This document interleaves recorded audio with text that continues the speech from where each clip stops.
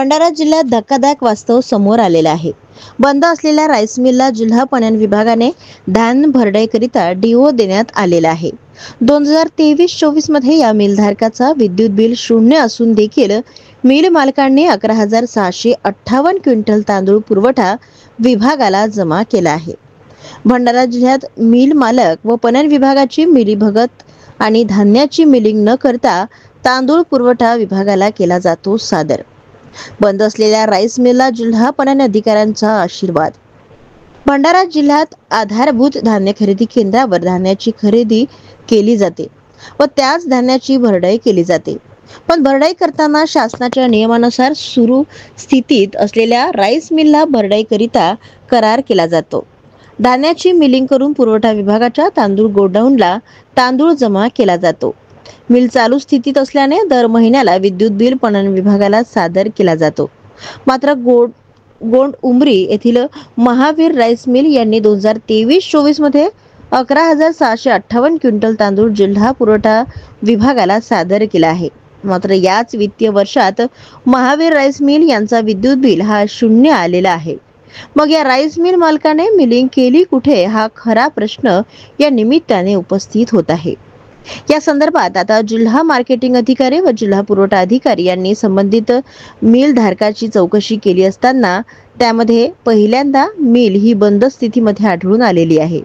जी mill बंद असताना जिल्हा पणन अधिकारी यांनी भरडाई करिता करार का केला आणि 2024 मध्येच विद्युत बिल शून्य असताना परत 2025 मध्ये करार का केला असा प्रश्न उपस्थित होत आहे। मागच्या हंगामामध्ये ज्यांचे विद्युत बिल कमी आलेले होते अशा सर्व राईस मिलर्सवर डीएमओ कार्यालयाकडून 25,000 रुपये दंड ठोठावण्यात आलेला होता आणि ती वसुली सुद्धा करण्यात आलेली होती।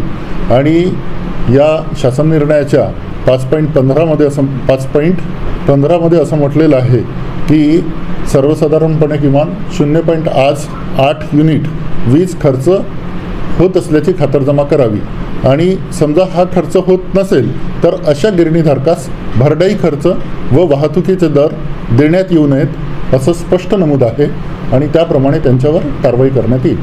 आपण सर या ठिकाणी शून्य वीज दर आहे मग त्यांनी 27 लाख ते मिलिंग दिले ते कुठं त्यांनी कशा पद्धतीने जमा केली असेल? आता ह्या गोष्टी तपासामध्ये सिद्ध होतील आणि ही जबाबदारी त्यांचं विद्युत बिल तपासण्याची जबाबदारी ही डीएमओ कार्यालयाची आहे आणि डीएसओचा रोल हा समोरचा रोल असतो। म्हणजे डीएमओ यांनी धानाची भरडाई करून भरडाई प्राप्त CMR जिल्हा पुरवठा अधिकारी यांच्या ताब्यात द्यावा याचा असतो आणि त्याच्यानंतर त्याचं गुणवत्ता नियंत्रण आहे किंवा गोडाऊनमध्ये स्टोरेज आहे किंवा इतर जिल्ह्याला त्याची वाहतूक आहे किंवा PDS मध्ये स्वजिल्ह्यात वाहतूक आहे अशा बाबी ह्या जिल्हा पुरवठा कार्यालयाच्या अधीनस्थ येत असतात। सर 2025 मध्ये त्यांनी किती लॉट धानाची उचल केलेली आहे आणि आपल्याकडे काही CMR जमा केला आहे का महावीर राईस मिल? आता काल आम्ही त्यांच्या राईस मिलमध्ये भेट दिलेली होती तेव्हा तिथं 1 लॉटचं धान डिपॉझिट झालेलं होतं, परंतु अजूनपर्यंत आमच्या कार्यालयाकडून त्यांना FRK प्रोव्हाइड केलेलं नाही आणि त्याच्यामुळे भरडाईचं काम अजूनपर्यंत तिथं झालेलं नाही आणि इथून CMRO देखील त्यांच्या नावाने जनरेट करण्यात आलेला नाही आहे। 14/6/2025 रोजी महावीर राईस मिल गोड उमरी येथे गेलो असता राईस मिल बंद होती।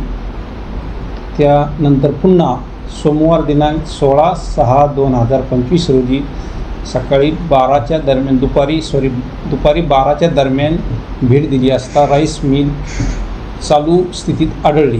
त्यावेळेस मी DSO साहेबांना फोन करून कळवले।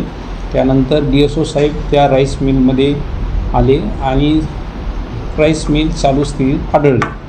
त्यावेळेस त्यांनी CMR आम्हाला मशीनमधून काढून राईस मिलमधून काढून दाखवला।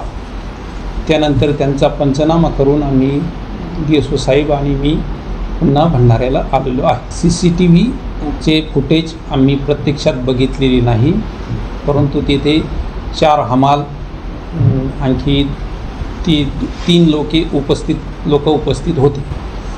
तर त्याचा जो करारनामा झालेला आहे त्याच्यामध्ये बऱ्याच रुपये आढळत आहे। जे त्यांनी 15 पत्र दिलेले आहे ते सगळे प्रिंटिंग करून द्यायचे होते, ते मात्र ब्लँक निरंक आहेत। ते 15 पत्र असतात ते आम्ही ज्यावेळेस त्यांचं पूर्ण हिशोब होईल त्याच्यानंतर ती सर्टिफिकेट तयार करत असतो, त्याच्यानंतर त्याच्यावर प्रिंट होत असते। फक्त ती आम्ही आमच्या कार्यालयास उपलब्ध असावी म्हणून करारनाम्यामध्ये जोडत असतो. सध्याचा जो इलेक्ट्रिक बिल हे मागील वर्षात 2 महिन्यामध्ये दिसून येत आहे. ह्या वर्षाचा धान आम्ही त्यांना मे महिन्याच्या एंडला दिलेला आहे. तो त्याचं म्हणणं आहे की आम्ही हे मिलिंग ह्या महिन्यामध्ये करून धान उचलून CMR जमा करीत आहोत. सर किती धान्य आपण त्याला दिलं आणि नियमाप्रमाणे याने जर एक प्लॉट दिलं तर किती दिवसात तो परतफेड करायला पाहिजे? आम्ही त्यांना 4 DOचे धान दिलेले आहे.